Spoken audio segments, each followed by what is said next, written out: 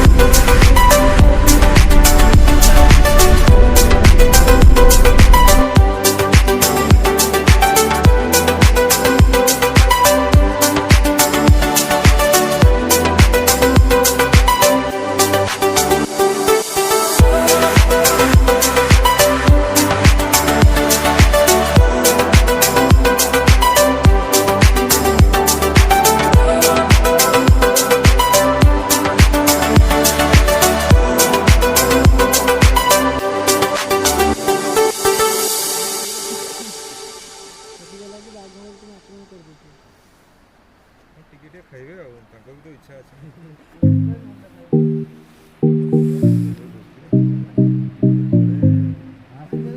এই ଯେଉଁ ଝରଣାଟି ଦେଖୁଛନ୍ତି এই ଝରଣା ନିକଟକୁ ବାଘମାନେ ପାଣି ପିଇବା ପାଇଁ ଆସନ୍ତି।